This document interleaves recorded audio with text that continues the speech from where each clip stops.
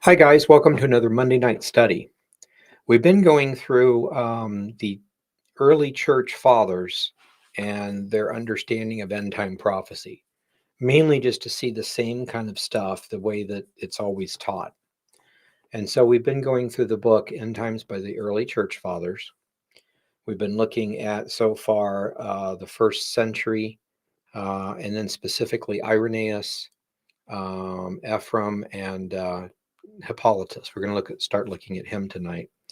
And so these are people that are held very high up in Roman Catholic and Eastern Orthodox and Protestant circles. And it's interesting to see that these people, even though you would think they're Roman Catholic, they're Orthodox, they're Protestant, they still all teach the same thing. And that's one thing that we're trying to pull back on and understand, is that the basic understanding has always been the same. So when you get some new person to tell you, oh, the Holy Spirit told me this new cool idea, it's probably wrong. Modern day Roman Catholic or our Orthodox end time prophecy, as much as it is anyway, is evidently wrong because it disagrees with their ancient scholars. So this whole concept of, if we believe the Bible and what the apostles wrote, the clear stuff in the New Testament, and then you go on and you look at the disciples of the apostles, and they all basically tell you the same story and answer questions that we would have. Like, what do you believe about the end time? Are we all millennial, post-millennial, premillennial? Is there a pre-mid or post-trib rapture? Is there even a tribulation period? Things like that. So we've been looking at that kind of thing. So before we go there to there, I want to share one thing with you. Pull up a source from our network. And this is, you'll remember just real briefly, this is Daniel chapter 2, where Nebuchadnezzar sees the statue. It's kind of like a basic understanding of everything. And in Daniel, it talks about Nebuchadnezzar, or Babylon, being the head of gold. Chest and arms of silver is Medo-Persia. So in this statue, each one of these metals is an empire. So the Medes and Persians took over the Babylonians. And then the Greeks came, which is copper, and they took over the Medes and Persians. And then iron is Rome. Rome took over Greece. And then at the end times, we have these feet and toes of iron and clay. And we interpret that as somehow out of what used to be the Roman Empire come these 10 small nations that make up a confederated or a democratic or something like that kind of an empire. And so that's the basic idea. And we're going to see tonight that that's the basic idea that's always been. And so I just wanted to bring that back to your attention too. And we've talked about this a little bit, and there's a lot more detail to it. But Daniel also gets in chapter 7 these ideas, a different picture. And it's the same thing. There's a winged lion that goes along with the Babylonian system, a bear that's the chest and arms of silver, and a four-headed leopard that goes with Greece, and then a nondescript beast, which later on is described as an eagle, is the iron. And then the horns on the beast is the same thing as the 10 toes on the statue. So it's just a different way of seeing the same stuff. So we're going to look at that a little bit tonight. So let's go through this again. We're looking at End Times by the Ancient Church Fathers. And we went through and started looking at these. This is a book we put out back in 2016. So that's 8 years ago. It's been a while.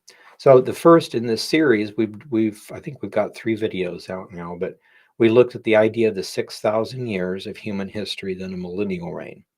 The idea being, if we could pinpoint the year 6,000, we can probably figure out when, approximately at least, when the second coming would be, that kind of thing. And again, you can't really pinpoint it perfectly, but if it's within 500 years, 50 years, something like that. But to notice that a lot of early church fathers taught that. And then the people from the first century AD and Justin Martyr, the whole idea that they're premillennial, pre-tribulational, literal Antichrist, literal second coming, literal 1,000-year reign of Christ. We looked at Papias and a whole bunch of things like that. And then we looked at Irenaeus. And Irenaeus' end time teaching was, we went through this in detail last week, or 2 weeks ago. He was premillennial, not amillennial. Believed in a pre-trib rapture. We saw that. Talked about the end time beginning with what's called the birth pangs, and that it starts with Israel coming back. So we've been in, according to Irenaeus, who could be right or wrong, but according to his theology, the birth pangs that Jesus talked about started in 1948. So we've been in them for about 70 some years. So we got to be nearing that end time period. And then he talked about the Roman Empire splitting, dissolving, and then the 10 nations forming, the abomination of desolation, which is the Antichrist sitting in a rebuilt temple. And he made comments about, well, Christians aren't going to rebuild the temple. We saw that in the Epistle of Barnabas too, which is all in here that we've went through. Antichrist coming from the tribe of Dan, Antichrist having the number 666 and how to interpret that. And then we gave a summary. Now, last week we looked at Ephraim, and we saw probably one of the clearest pre-trib rapture points, that happens before the tribulation begins. And the only way to get around that is to say, well, tribulation, is he talking about the 7-year period or the 3.5, like the last half of that? That would mean he's could possibly be mid or pre either one. So that's the only way around it. We're going to see tonight that the consistent teaching of a tribulation period is a 7-year period. So interesting things like that. And then we talked about the desert people becoming senseless and the worthless nations arising, the origin of those 10 nations, the Antichrist and stuff like that. And he talked about the fact that there's a 7-year period. There's the first 3.5 years when things happen, and the second 3.5 years when things happen. So that's about it as far as the general idea. And so today we're going to look at Hippolytus and go through this. These are just some of the things. There's introduction to the Messiah, the symbols for Christ and the Antichrist, his death, several things like that. So what we're going to do is go to here, which is, we're going to start in chapter 23, I believe. And we're going to see some of the same basic ideas. So here, we're just going to read this. I'm not going to read the whole passages because they're basically, he'll quote almost a whole chapter, and then he'll say, I think this means 1, 2, 3. So we're all very familiar with those chapters. So he's talking about this, the idea of the Daniel's beasts, and then Nebuchadnezzar's image, and the whole concept of being premillennial. Okay, so he says this in chapter 23 about Daniel's winged lion, which is part of Daniel chapter 7. And I believe if we back up, so the vision of the Messiah. And so he's going to be going through all the different things of chapter 27. I've got it broken up in the way that he divides it, but he gives a slight introduction and then quotes the chapter. And so now he's going to tell us about it. So his comments are this. Now, since these things spoken as they were with a mystical meaning an allegory or symbol, there are no 7-headed red dragons and there are no winged lions. So it means something, is what he's saying. It may seem hard to understand, but we will keep back nothing fitted to impart an intelligent appreciation or apprehension of them to those who are possessed of a sound mind. He said then that a lioness came up from the sea. Lion, or it's a winged lion, and he's in this particular way, he's got it in feminine form, a lioness. So it's a winged lion. And by that he meant the kingdom of the Babylonians in the world. It's the Babylonian empire that took over Israel, where they had the Babylonian captivity, which was also heard of as the gold on the image. So he's telling us it's the same thing. When it says that it had the wings of an eagle, it means Nebuchadnezzar, the king, was lifted up and exalted against God. And when it says the wings thereof were plucked, that is to say, his glory was destroyed. He was driven out of his kingdom. We know that story from Daniel. And the words, a man's heart was given to it, and it was made to stand upright like the feet of a man, on its feet like a man. This refers to the fact that he repented and recognized himself to be only a man and gave glory to God. So no matter how we say that the last pieces are complete or they mean something else or something, two things or whatever, the basic idea behind this is Hippolytus is saying the winged lion and the head of gold is the Babylonian Empire. Okay, so I'm just showing you how we're getting to the belief in the end times being premillennial, pre-trib, this kind of stuff. So here at Daniel's bear, okay, we know that to be Medo-Persia. After the lioness, he sees a second beast like a bear. This denotes the Persians. For after the Babylonians, the Persians held the sovereign power, and saying that there were 3 ribs in its mouth, that'd be the Persians, the Medes, and the Babylonians. A couple of different interpretations on exactly what the ribs mean, which are also represented by the image of silver after the gold. So he's being really consistent here. And then there's the Greece or the leopard. There was then a third beast, a leopard, which has meant the Greeks. For after the Persians, Alexander of Macedon obtained the sovereign power on subverting Darius. This is shown also as the brass in the image. And when you go back to some of the really ancient text, we're talking about copper. So sometimes they'll say brass, sometimes they'll say bronze. They're all copper alloys. And we kind of get caught up on, well, was it brass or bronze? Well, the point is that it's copper based. Okay, and so that the copper is the main idea. But either way, the chest and arms of silver, and then now the belly and thighs of brass represents the Greece kingdom. So very consistent. And when it said it had the 4 wings of a fowl, he taught very clearly that the kingdom of Alexander was partitioned, which it was, into the 4 pieces. It was Greece proper, Turkey, and then Syria and Egypt. And Turkey and Greece didn't care anything or have anything to do with Israel.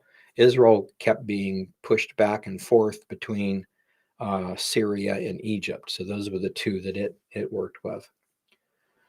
So he says that, and said, for speaking of the 4 heads, in Daniel's beast, he sees a 4-headed leopard.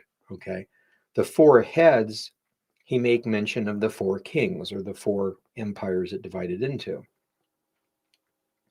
that arose out of that kingdom. For Alexander, when dying, partitioned out his kingdom into 4 divisions. So again, there's a lot more we could talk about, but the basic idea is that he's saying that that next empire is the 4-headed leopard in Daniel chapter 7, and it's the copper belly and thighs of brass in Daniel 2. So what we've always been taught, what it means and who it is and the time periods are the same thing that he's agreeing with. Oh yeah, and by the way, we're talking about Hippolytus. So he's writing, all of his stuff is somewhere between 190 and 210 AD. So in that area. So right after Irenaeus's stuff.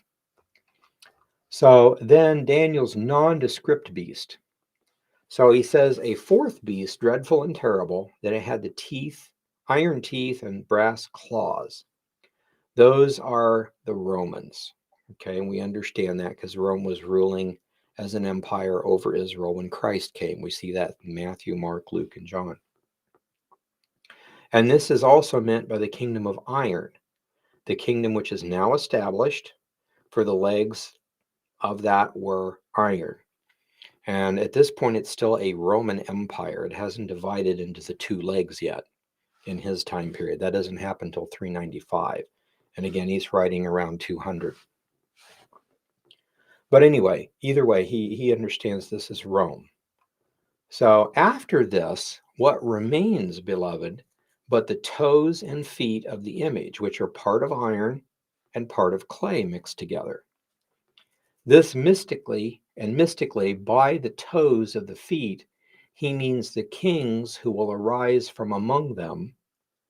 As Daniel says in these words, and he quotes Daniel, I considered the beast, and lo, there were 10 horns behind it, among which shall arise another horn, an offshoot, small horn, and shall pluck up by the roots 3 that were before it.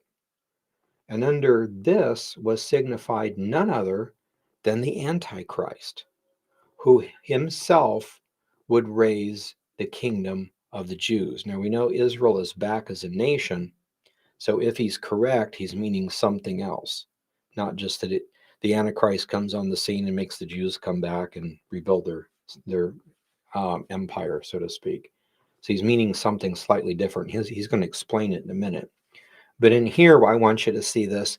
This is what we've always taught, that these, out of what used to be the Roman Empire, would be these 10 nations, and they come together and they don't agree, and then an 11th nation comes in and takes over, and 3 of them object, and he goes to war with the 3 and destroys them, and then he's the 8th out of the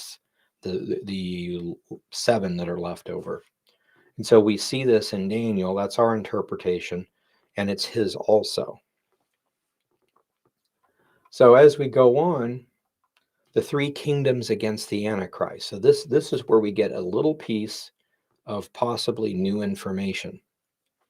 So he says that the 3 horns that are plucked up by the roots. Now notice this is Hippolytus still talking about Daniel.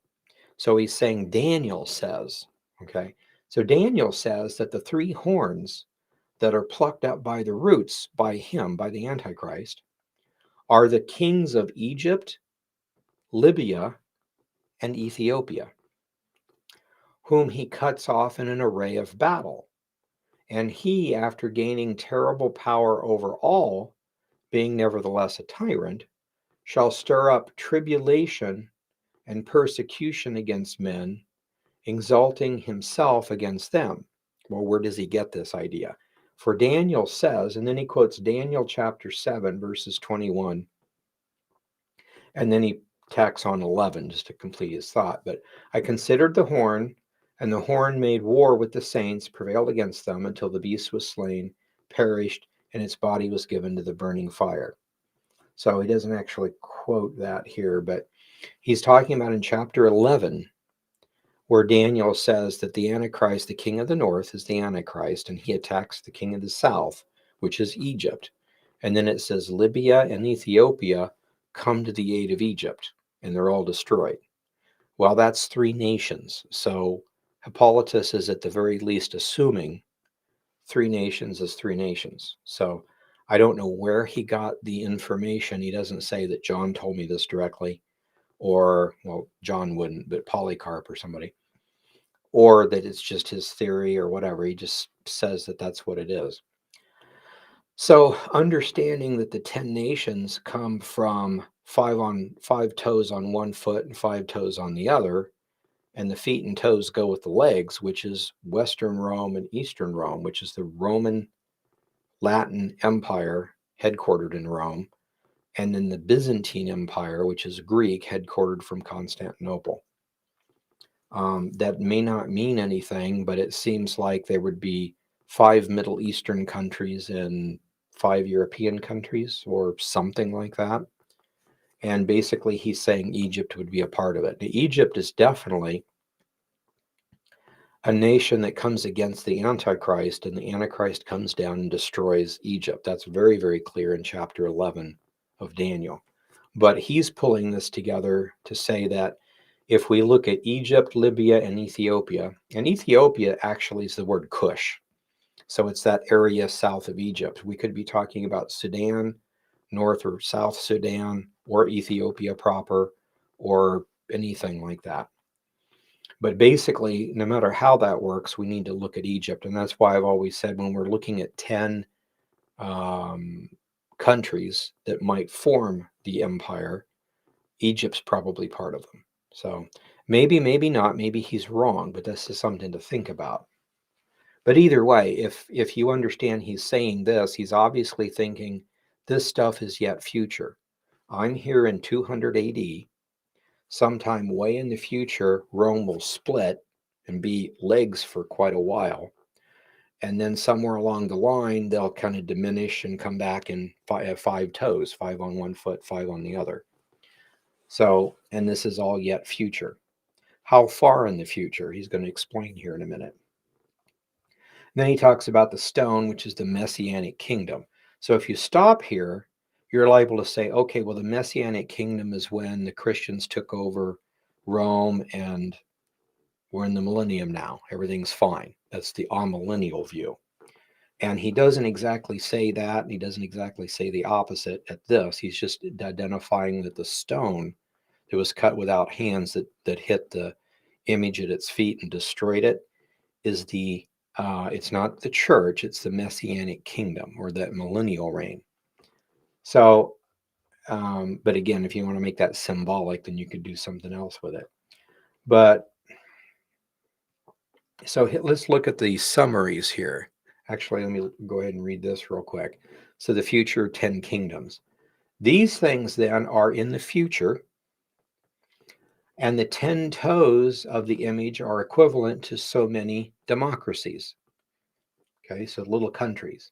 And the 10 horns of the fourth beast are distributed over 10 kingdoms.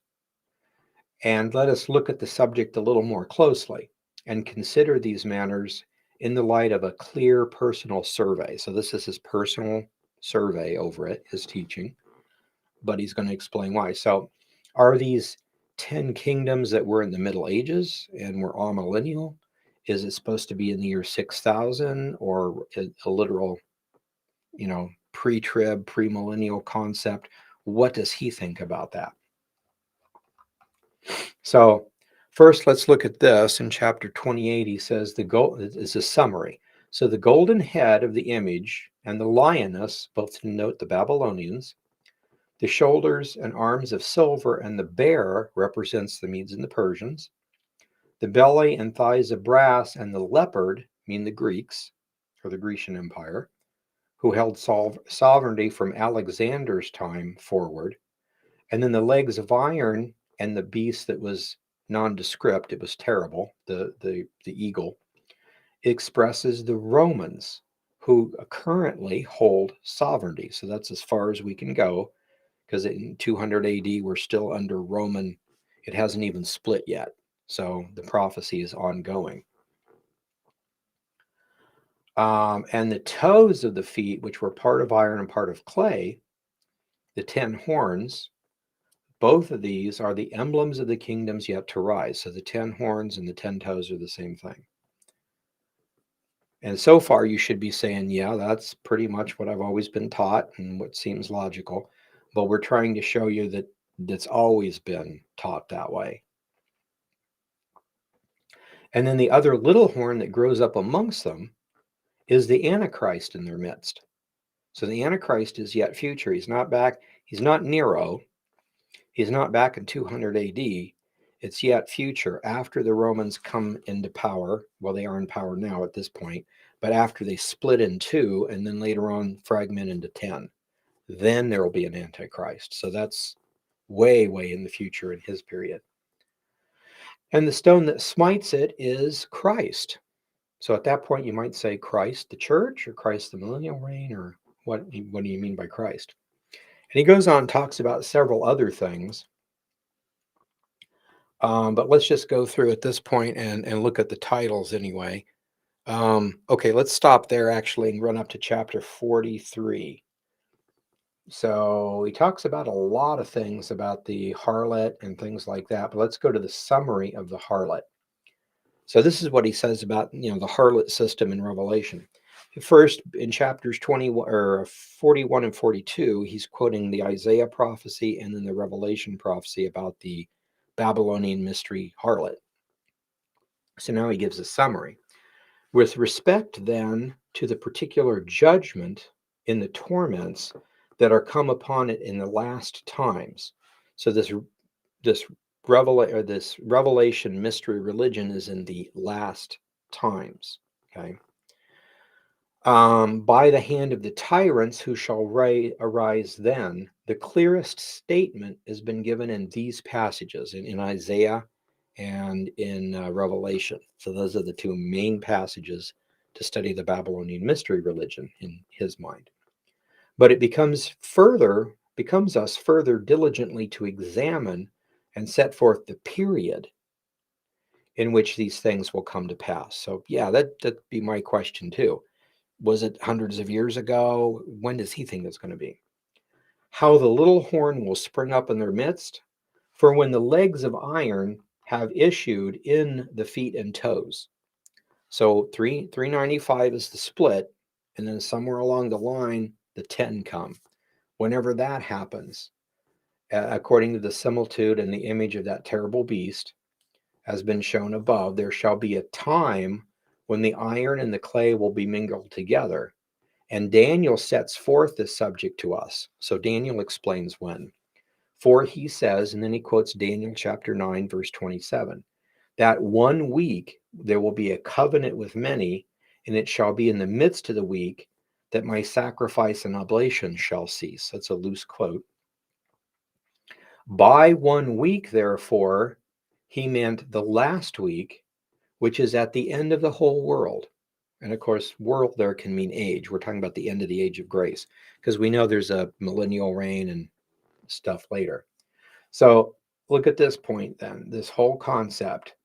And then the 2 prophets for 1,260 days, but the 1 week at the last is when this happens. So that last 7-year period right before that.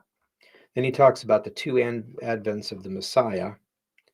And let me go down to, okay, let's see. Chapter 50. This is one I want to read to you. 666. Here's what he says. By now we will speak of what is before us. For such measures he, talking about the Antichrist, will devise. Okay, so the prophet says, and he's quoting Revelation, here is wisdom. Let him who has understanding count the number of the beast, for it's the number of a man, and his number is 666. With respect to his name, it is not in our power to explain it exactly. So you can't figure it out. There might be 3 or 4 different names that equal 666. And you'd have to find the guy and the country and be at that time period to find him. So you can't exactly say for sure, he's saying. As the blessed John understood it and was instructed about it, but only gave a conjectural account of it, it appears then that the Blessed One will show us what we seek to know.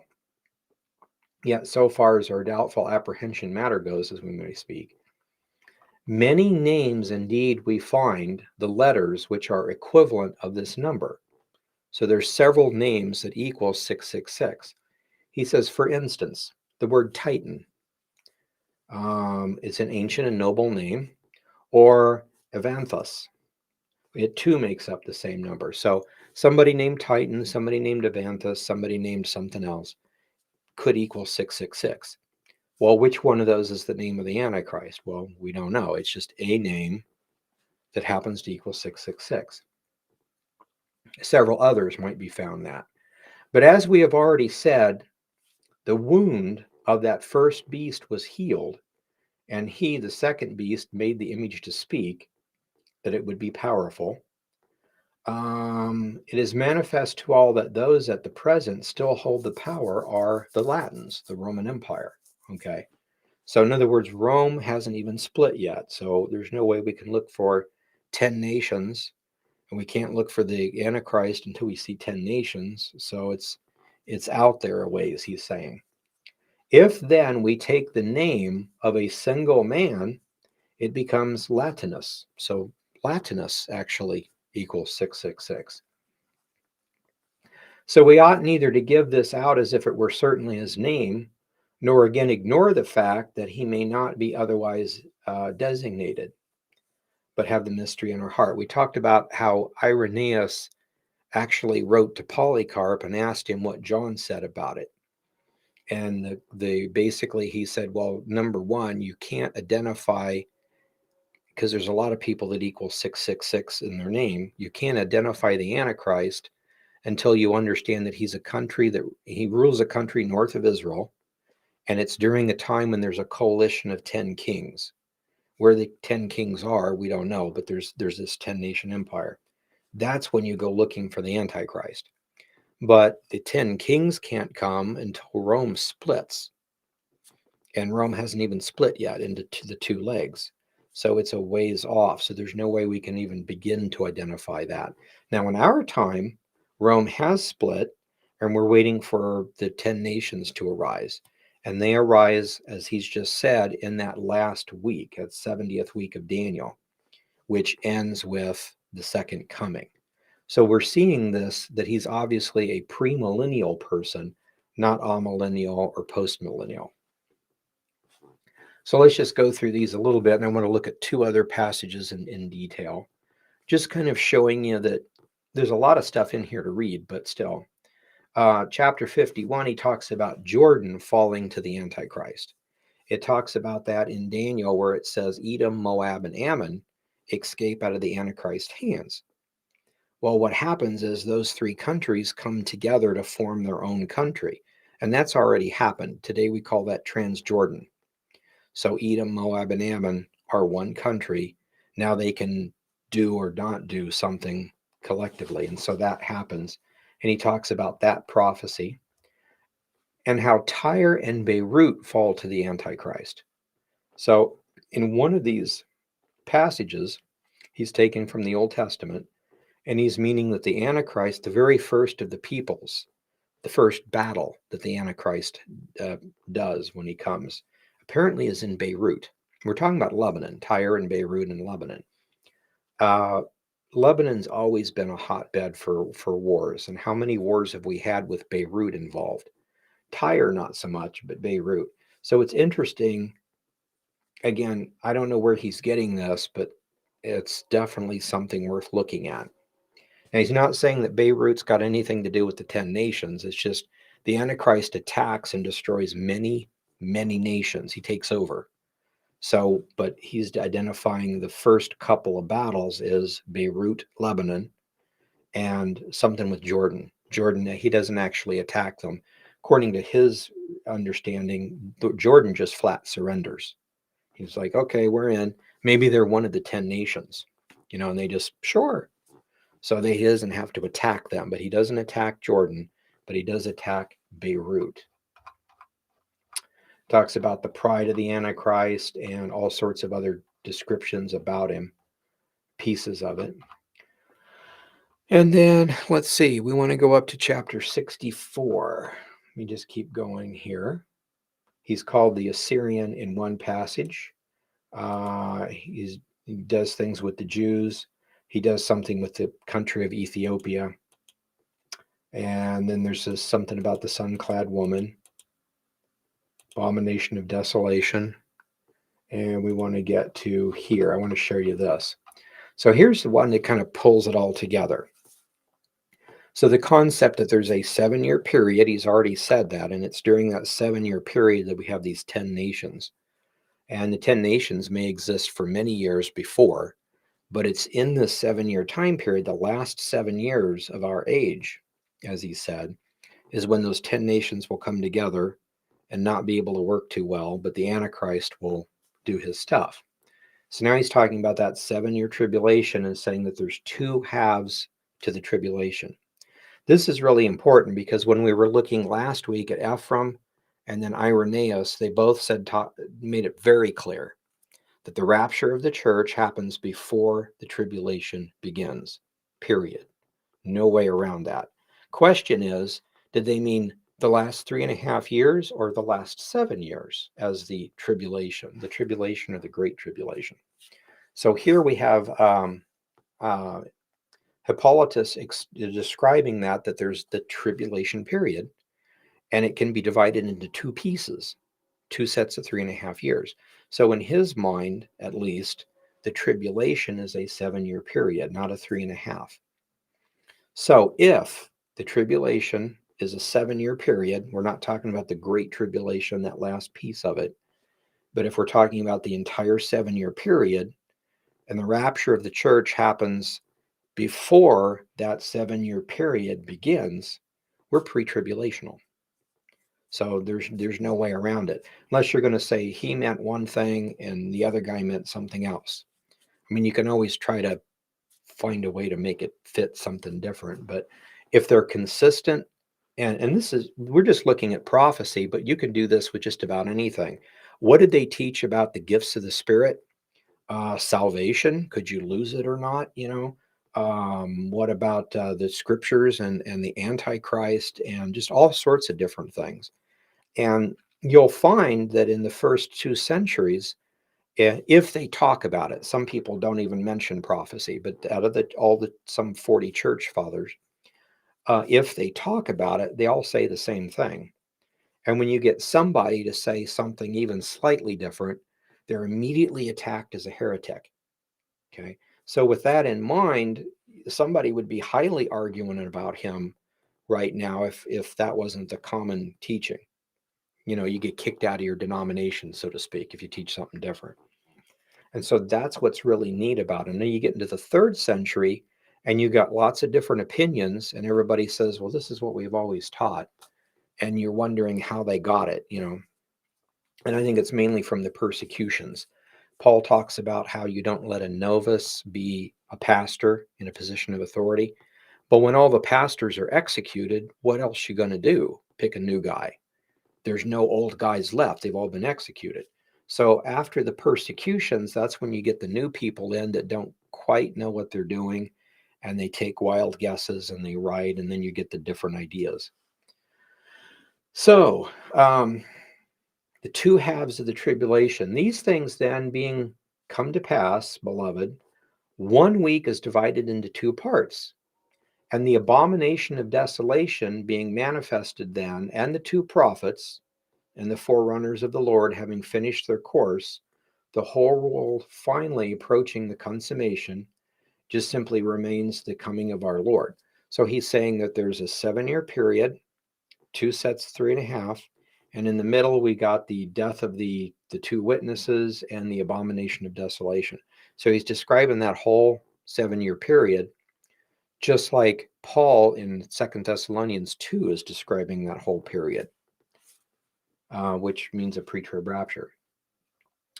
Okay, and so then he says, he gives us a couple quotes for that. And then let's see here. So by the heat, he means, he's quoting the other passages, he means the conflagration, so all the really bad stuff at the end of the tribulation. Isaiah speaks thus, come, my people, enter into thy chamber, and shut the door, and hide yourself, as it were, for a little moment, until the indignation of our Lord be overpast. And in like manner, Paul says, the wrath of God is revealed from heaven against all ungodliness and unrighteousness of men who hold the truth of God in unrighteousness. So what he's saying here is that, again, this idea of the people of God come into the chamber, and the word here in Hebrew for chamber actually means wedding chamber.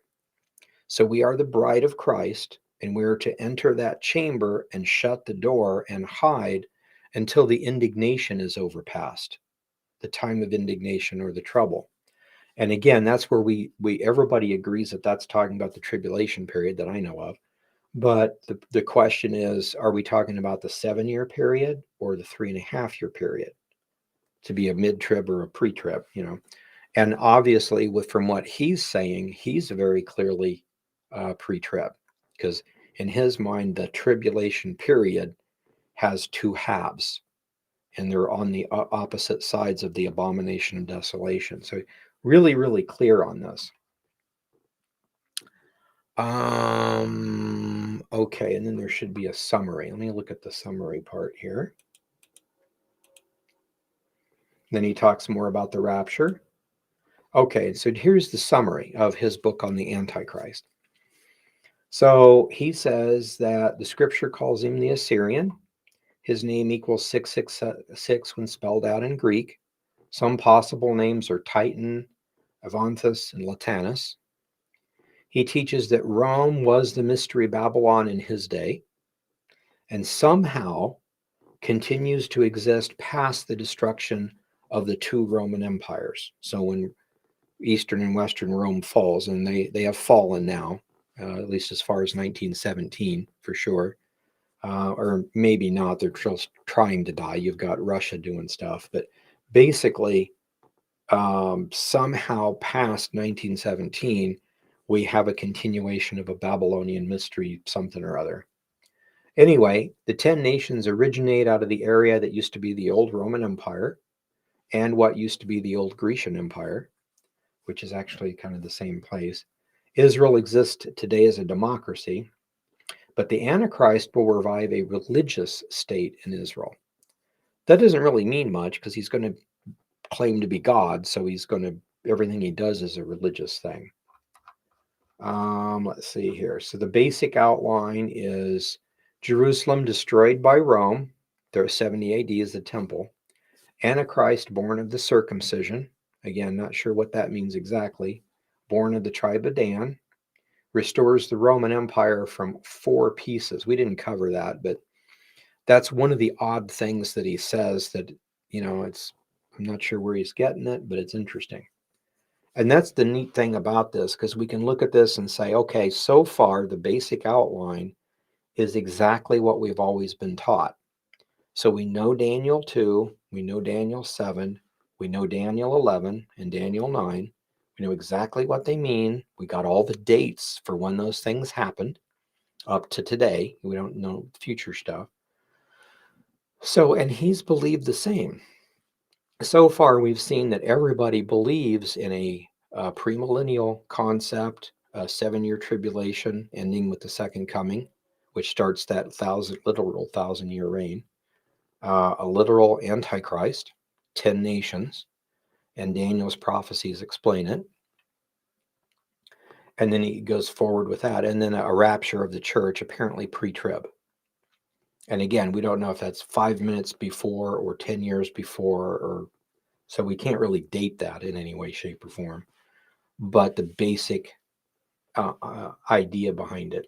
So then the 7 years begin, and the rapture of believers occurs. Antichrist raises up a Jewish a kingdom, a religious one of some sort, changes the government basically of Israel. Helps to build a Jerusalem temple. The 2 witnesses come. The wars begin. Jordan submits to the Antichrist. Tyre and Beirut fall to the Antichrist. And then he destroys Egypt, Libya, and Sudan. And that's for sure out of Daniel. Whether they're the 3 nations or not is the question, but that happens. And then the 10 nations destroy what's left of Babylon. Whether that's Roman Catholicism or what that is, he doesn't say in his mind, but that's the outline. And then you've got the temple sacrifices stopped, the abomination set up that lasts 1,290 days. Persecution of believers begin. Again, not raptured believers, but tribulation saints. And then at the end of the 7 years, we have the beginning of the millennial reign. So that's the basic outline I wanted to cover tonight.